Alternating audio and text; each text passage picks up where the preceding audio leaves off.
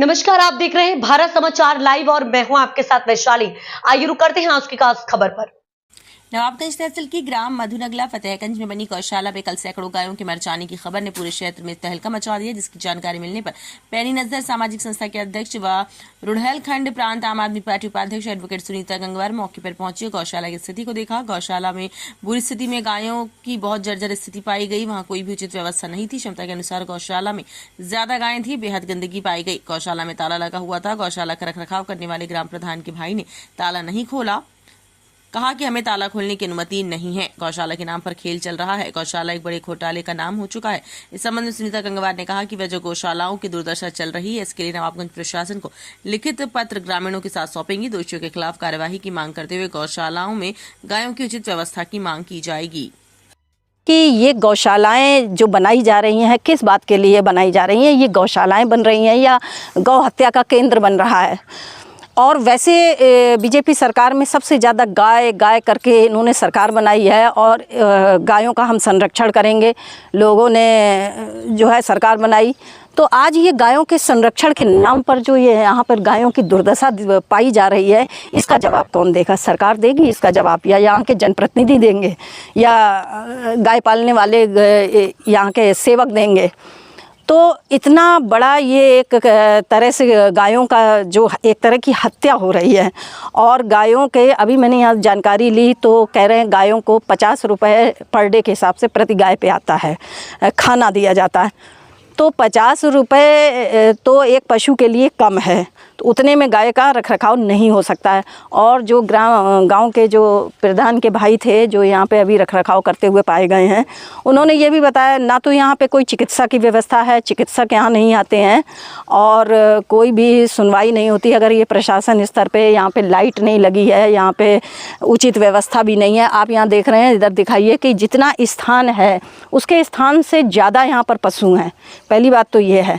तो लिहाजा उस हिसाब से तो गायों की यहाँ पे दुर्दशा होनी बिल्कुल पूरी तरह से तय है। मगर मैं पूछना चाहती हूँ कि यहाँ के नेता, यहाँ के जनप्रतिनिधि, बीजेपी जनप्रतिनिधि, बीजेपी की सरकार है, पूरे बीजेपी के यहाँ पे सब नेता हैं, ऊपर से नीचे तक, छोटे स्तर से लेकर बड़े स्तर तक सभी नेता बीजेपी के हैं।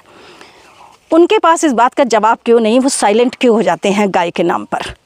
ये सबसे बड़ा सवाल खड़ा हुआ है। और पैसा आता 1,60,00,000 में बताया गया है कि इसके लिए आया था पैसा। अभी गांव के जो प्रधान के भाई थे यहाँ पे खड़े थे, उन्होंने बताया 1,60,00,000 रुपए में ये गौशाला बन के तैयार हुई। इसमें बाउंड्री के नाम पर ये तार लगा हुआ है, एक गेट लगा हुआ है और उसके अलावा जो नीचे की ज़मीन है वो पूरी कच्ची है, पूरा कीचड़ है, बरसात में कितनी बुरी स्थिति हो। और शेड जो है इतना नहीं है कि ये सारे पशु बरसात में अंदर करे जा सकते हैं। तो ऐसी स्थिति में जो सरकार अपना कि हम गायों की जो है बहुत रखरखाव कर रहे हैं, गायों का संरक्षण कर रहे हैं और गाय हमारी माता है, हमारी भावनाएं जुड़ी हुई हैं। अब ये भावनाएं कहाँ चली जाती हैं?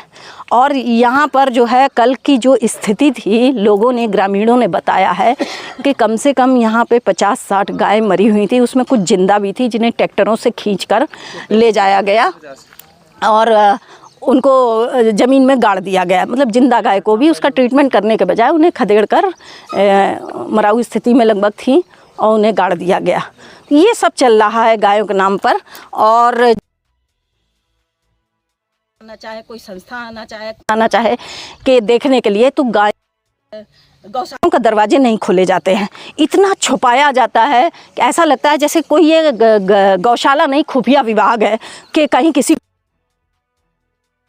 पूरा सीधा तात्पर्य यही है कि यहाँ पर कहीं ना कहीं सब गड़बड़ झाला चल रहा है और गायें जो है निरंतर मर रही हैं और तमाम सोशल मीडिया पर पहले भी वायरल हुई हैं इस तरह की तस्वीरें।